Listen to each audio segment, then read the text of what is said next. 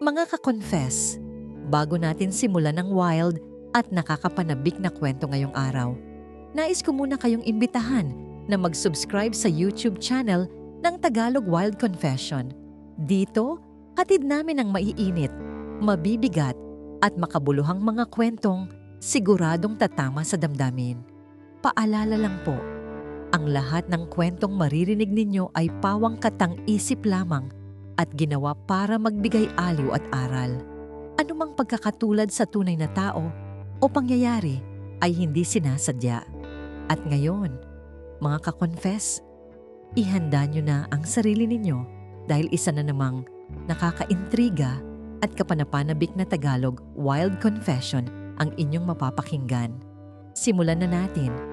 Sinasabi nila na ang edad ay numero lang, pero sa totoong buhay, ang numerong yan ang madalas na nagdidikta kung hanggang saan lang ang pwede at kung ano ang bawal.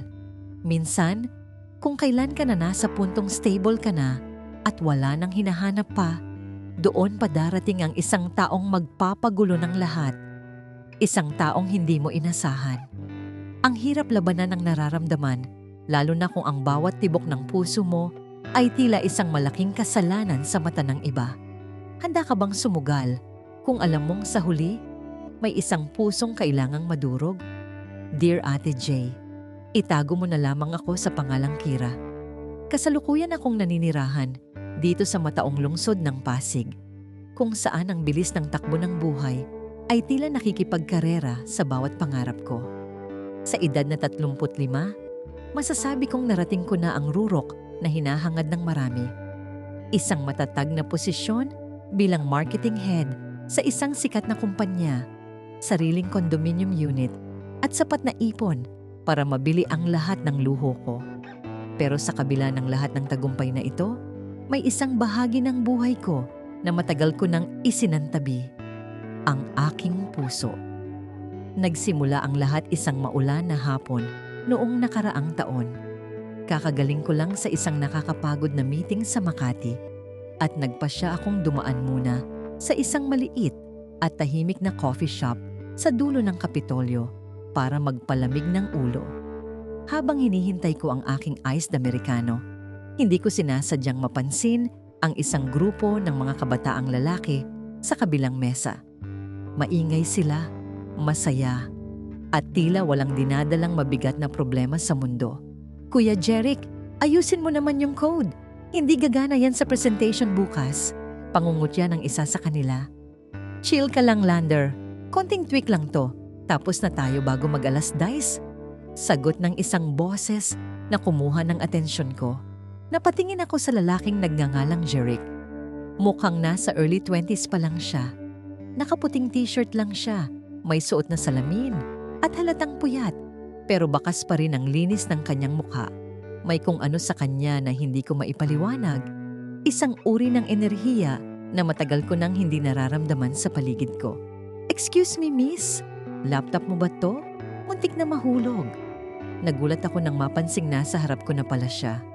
Hindi ko na malaya na dahil sa lalim ng iniisip ko, nasagi ko na pala ang bag ng laptop ko sa gilid ng mesa.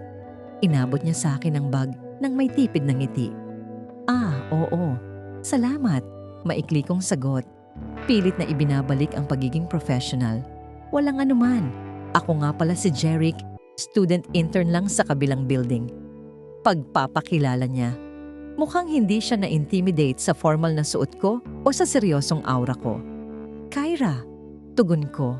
Simula noon, naging madalas ang pagtatagpo namin sa shop na yun. Noong una, tango lang at simpleng batian. Hanggang sa isang gabi, habang abala ako sa pag-review ng mga report ni Carla, ang aking assistant na madalas magkamali sa data, lumapit si Jeric at nag-alok ng tulong. Masyadong malalim ang gatla sa noo mo, Miss Kira. Gusto mo ba ng tulong sa Excel na yan? Mukhang masakit sa banks yung formula. Biro niya. Doon nagsimula ang mahabang usapan. Nalaman ko na graduating student siya ng Information Technology.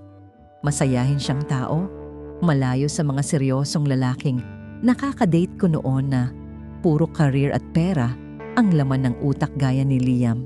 Ang ex-boyfriend ko na laging busy sa kanyang construction business. Isang gabi, matapos ang ilang oras na pagtatrabaho sa coffee shop, nag-alok si Jeric na ihatid ako sa parking lot. Alam mo, Kira, para kang puzzle. Bigla niyang sabi habang naglalakad kami. Puzzle? Bakit naman? Tanong ko habang kinakalkal ang susi ng kotse sa bag ko. Kasi ang hirap mong basahin. Minsan mukha kang sobrang tapang, pero minsan nakikita ko sa mga mata mo na pagod ka na rin maging malakas. Seryoso niyang sabi. Tumigil ako sa paglalakad at napatitig sa kanya. Iyon ang unang pagkakataon sa loob ng mahabang panahon na may nakapagsabi sa akin ng ganoong bagay. Kahit ang matalik kong kaibigan na si Liza ay hindi napapansin ang pagod ko dahil lagi akong nakasuot ng Power Woman mask. Masyado ka pang bata para intindihin ang nararamdaman ng mga katulad ko, Jeric. Sabi ko, pilit na tumatawa para itago ang pagkailang. Bata man sa paningin, pero seryoso sa damdamin. Banat niya na nagpatawa sa akin ng tuluyan. Hindi ko namamalayan. Unti-unti nang nagbabago ang schedule ko. Kung dati ay diretso uwi ako pagkatapos ng trabaho, ngayon ay tila hinahanap-hanap ko na ang presensya ng isang Jeric. At hindi lang pala ako ang nakapansin sa pagbabagong yun. Isang araw, habang nasa opisina, pumasok ang kapatid ko na si Kevin na nagtatrabaho rin sa parehong kumpanya bilang IT consultant. Ate, blooming ka yata? Anong secret? May bago ka na bang dinidate? Huwag mo sabihing binalikan mo si Liam. Sunod-sunod niyang tanong. Wala, Kevin. Busy lang ako sa bagong campaign. Pagkakaila ko. Pero sa loob-loob ko, alam kong may mali. O baka naman may tama na sa wakas. Pero paano kung malaman ng lahat na ang isang Kira na tinitingala sa industriya ay nahuhulog sa isang lalaking wala pang ang diploma? Isang gabi, niyaya ako ni Jeric na lumabas. Hindi sa mamahaling restaurant, kundi sa isang night market sa may Marikina. Subukan mo tong isaw, Kyra. Siguradong mas masarap to kaysa sa mga steak na kinakain mo. Hamon niya sa akin. Natawa ako at sumama sa kanya. Suot ko ang isang simpleng t-shirt at jeans, malayo sa karaniwang itsura ko. Habang naglalakad kami sa gitna ng usok at ingay ng mga tao, naramdaman ko ang kamay ni Jeric na humawak sa palad ko. Baka mawala ka. Maraming tao rito. Bulong niya. Hinayaan ko lang. Masarap sa pakiramdam. Pero sa bawat hakbang namin, isang mukha ang biglang sumulpot sa isip ko. Ang mukha ni Lea. Ang nanay ko na napakahigpit pagdating sa reputasyon ng pamilya. Anong sasabihin niya kung makita niyang hawak kamay ko ang isang lalaking halos kasing edad lang ng bunso naming kapatid? Jeric, kailangan na nating bumalik. Sabi ko, biglang binawi ang kamay ko. Bakit? May problema ba? Bakas ang pag-aalala sa mukha niya. Wala. Masyado lang sigurong mabilis ang lahat. Sagot ko habang mabilis na naglalakad pabalik sa sasakyan. Ngunit hindi doon nagtapos ang gabi. Pagdating namin sa tapat ng kondo ko, bago pa ako makababa, hinawakan niya ang braso ko. Kira, alam ko ang iniisip mo. Alam kong iniisip mo ang sasabihin ng ibang tao. Pero hindi ba pwedeng maging masaya muna tayo? Kahit ngayon lang. Tumingin ako sa kanya at sa ilalim ng ilaw ng poste, nakita ko ang katapatan sa mga mata niya. Bago ko pa masagot ang tanong niya, unti-unti siyang lumapit sa akin. Ramdam ko ang hininga niya sa mukha ko, hanggang sa maramdaman ko ang malambot niyang labi sa aking noo. Gusto kita, Kira. Higit pa sa iniisip mo. Naiwan akong tulala habang pinapanood siyang maglakad palayo. Gusto ko rin siya, Ate Jay. Pero hanggang kailan ko kayang itago ang nararamdaman kong ito? Lalo na't nalaman ko kinabukasan na ang bago naming kukunin na intern sa marketing department ay walang iba, kundi ang mismong kaibigan ni Jeric na si Lander. At kasama siya sa team na hahawakan ko. Kinabukasan, parang bombang sumabog ang kaba sa dibdib ko nang pumasok ako sa conference room. Nakaupo doon si Lander, ang kaibigan ni Jeric na nakita ko sa coffee shop, kasama ang 3 pang bagong interns. Katabi ko si Carla na abalang nag-aayos ng mga folder, habang si Kevin naman ay nasa kabilang dulo ng mesa para i-orient sila sa technical requirements ng kumpanya. Nang magtagpo ang mga mata namin ni Lander, nanlaki ang sa kanya. Nakita ko ang panandaliang pagkalito bago ito napalitan ng isang mapanuring ngiti. Alam kong naalala niya ako, ang babaeng kadate ng kaibigan niya sa night market. Ma'am Kira, ito nga pala ang mga bagong interns natin mula sa University of the East. Si Lander ang magsisilbing lead nila para sa digital assets. Pakilala ni Carla. Tumango lang ako. Pinanatili ang aking ice queen facade. Welcome to the team. I expect professional output from all of you. Dito sa marketing, hindi tayo tumatanggap ng pwede na. Maliwanag? Maliwanag po, Ma'am Kira, sagot ni Lander. Pero may kakaibang tono sa boses niya na tila may itinatagong sikreto. Buong araw akong hindi mapakali. Paano kung magkwento si Lander kay Jeric? O mas malala, paano kung may masabi si Lander kay Kevin tungkol sa pagkikita namin? Alam kong pakialamero ang kapatid ko pagdating sa mga lalaking umaaligid sa akin. Bandang 5:00 ng hapon, nakatanggap ako ng text mula sa isang hindi kilalang numero. Galit ka ba? Hindi ka sumasagot sa mga chat ko. Lunch tayo bukas? Jeric, hindi ko nireplyan. Kailangan kong lagyan ng distansya. Pero sadyang mapaglaro ang tadhana dahil paglabas ko ng elevator sa parking lot, nandoon si Jeric, nakasandal sa mismong pinto ng kotse ko. Anong ginagawa mo rito? Paano ka nakapasok? Gulat kong tanong habang patingin-tingin sa paligid. Baka may makakita sa aming empleyado. Nag-deliver ako ng documents para kay Lander. Pinakiusapan niya ako. Simpleng sagot niya. Lumapit siya sa akin. Seryoso ang mukha. Iniiwasan mo ba ako dahil sa nangyari sa night market? Dahil ba sa hinalikan kita sa noo? Jeric, stop! Hindi ito ang tamang lugar. Pabulong kong sabi. Intern ang kaibigan mo rito. Head ako ng department. Konting hiya naman. Bakit, Kira? Nakakahiya ba na magustuhan ng isang tulad ko? O nakakahiya ka? Kasi natatakot kang aminin na gusto mo rin ako? Hahakbang na sana ako palayo nang biglang bumukas ang pinto ng elevator. Lumabas doon si Liam, ang ex ko na kasosyo rin sa ilang projects ng kumpanya. Kasunod niya si Liza, ang best friend ko na tila gulat na gulat sa nakikita. Kira, sinong kausap mo? Tanong ni Liam. Ang mata ay matalim na nakatingin kay Jeric mula ulo hanggang paa. Wala. Isang student na nagtatanong ng directions. Mabilis kong sagot, hindi makatingin ng diretso kay Jeric. Nakita ko ang pagbagsak ng balikat ni Jeric. Ang mga matang kanina lang ay puno ng pag-asa. Ngayon ay puno na ng sakit at pagkadismaya. Directions lang pala, ha? Mapait na bulong ni Jeric bago tumalikod at mabilis na naglakad palayo nang hindi man lang lumingon. Kira, okay ka lang? Parang namumutla ka. Puna ni Liza habang hinahawakan ng braso ko. Okay lang ako. Pagod lang sa trabaho. Pagsisinungaling ko. Habang ang totoo ay gusto ko nang maglupasay sa sahig sa sobrang bigat ng nararamdaman ko. Pagsapit ng gabi, hindi ako nakatulog. Paulit-ulit na tumatakbo sa isip ko ang sinabi ni Jeric. Kinabukasan, pumasok ako sa opisina na may mabigat na dibdib.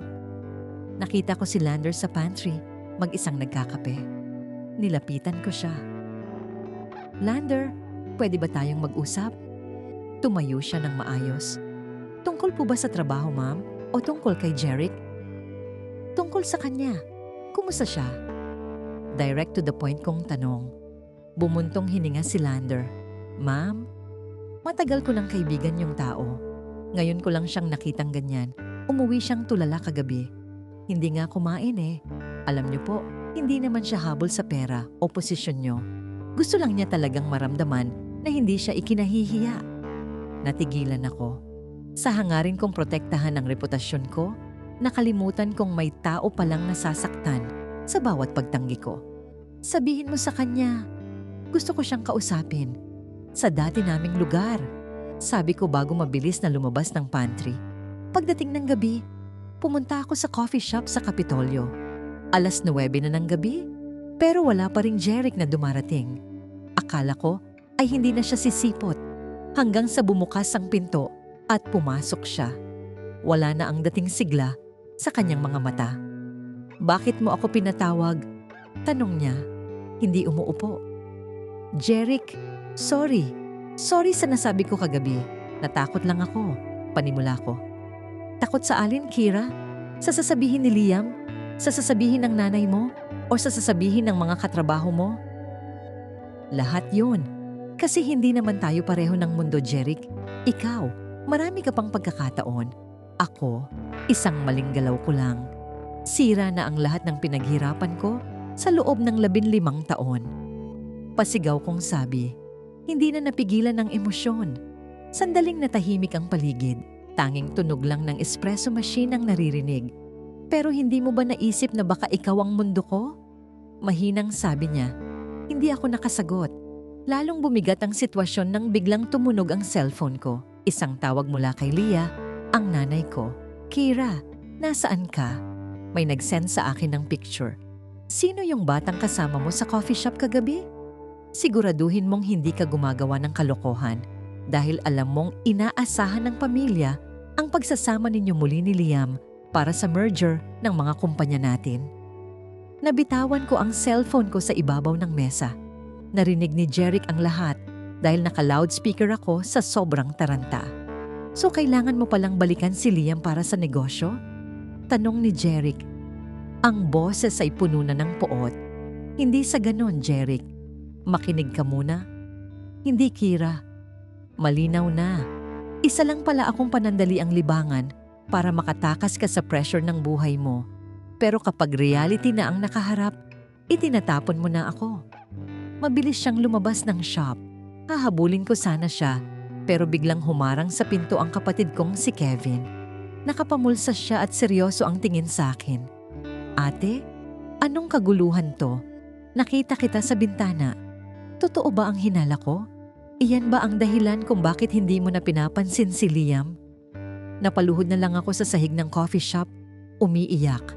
Sa isang iglap, tila gumuho ang mundong maingat kong binuo.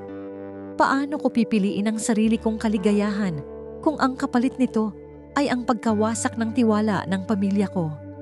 At higit sa lahat, paano ko susuyuin ang isang Jeric na pakiramdam ay ginamit ko lang? Tumayo ako mula sa pagkakaluhod at hinarap si Kevin. "Hindi ito tungkol kay Liam, Kevin. Tungkol ito sa buhay ko na palagi ninyong dinidiktahan." Matapang kong sabi bago ako tuluyang lumabas ng coffee shop. Hindi ko na hinintay ang sagot niya. Pinaharurot ko ang kotse ko patungo sa tinutuluyan ni Jeric sa isang maliit na apartment sa Cainta. Isang lugar na malayo sa marangyang mundo ng Pasig at Makati na kinagisnan ko. Nadatnan ko siyang nakaupo sa labas, nakatingin sa kawalan. Pagkakita niya sa akin, akmang tatayo siya para pumasok pero mabilis ko siyang niyakap mula sa likod. "Jeric, wag. Hayaan mo muna akong magpaliwanag. Hindi kita ginamit. Natakot lang ako kasi ikaw lang ang kaisa-isang tao na nagparamdam sa akin na hindi ko kailangang maging perpekto." Naramdaman ko ang pagluwag ng kanyang mga balikat. Humarap siya sa akin. May luha sa mga mata. "Kira, hindi ko kailangan ng mamahaling gamit o basbas ng pamilya mo. Ang kailangan ko lang ay ang panindigan mo ako." Sa gabing iyon, nagdesisyon ako. Kinausap ko si Mama at si Liam.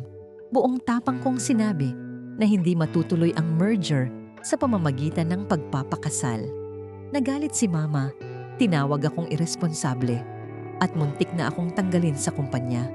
Pero hindi ako natinag. Mas pinili kong bumaba sa pwesto at lumipat sa isang mas maliit na firm kung saan hindi nakataya ang pangalan ng pamilya ko. Si Jeric naman ay nakapagtapos ng pag-aaral. Sa tulong ng kanyang galing sa IT, nakahanap siya ng magandang trabaho.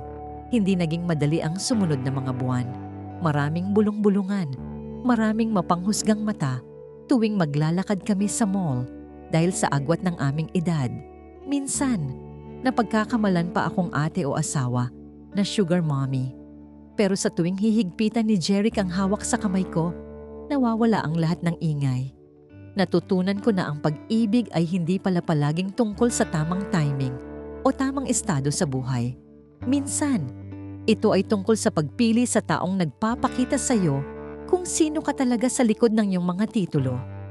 Hindi ko inasahang mahuhulog ako sa mas bata sa akin, pero sa kanya ko nahanap ang kapayapaang matagal ko nang ipinagkait sa sarili ko. Ngayon, masaya kami sa isang simpleng buhay, malayo sa pressure ng dati kong mundo. Sabi nga nila, ang puso ay walang kinikilalang edad, tanging tunay na koneksyon lang. Mga ka-confess, at yan ang kwento ni Kira. Isang paalala na sa pag-ibig, matapang dapat tayong manindigan sa kung ano ang tunay na nagpapasaya sa atin, anuman ang sabihin ng mundo. Mga ka-confess, at dyan na nagtatapos ang ating kwento para sa araw na ito. Maraming salamat sa pakikinig at sa paglaan ng inyong oras sa isa namang madamdaming karanasan. Sana ay may napulot kayong aral at inspirasyon sa kwentong ibinahagi sa atin ngayong araw. Hanggang sa susunod nating kwentong Tagalog Wild Confession, kung saan ang bawat boses ay may puwang at bawat damdamin ay pinapahalagahan. Huwag niyo pong kalimutang mag-subscribe dito sa aming YouTube channel na Tagalog Wild Confession at pindutin ang notification bell para lagi kayong updated sa ating mga bagong upload. I-follow nyo na rin po ang aming Facebook page na Tagalog Wild Confession para sa mas marami pang updates at pakikipag-ugnayan sa ating komunidad. Muli, maraming salamat mga ka-confess at hanggang sa muli.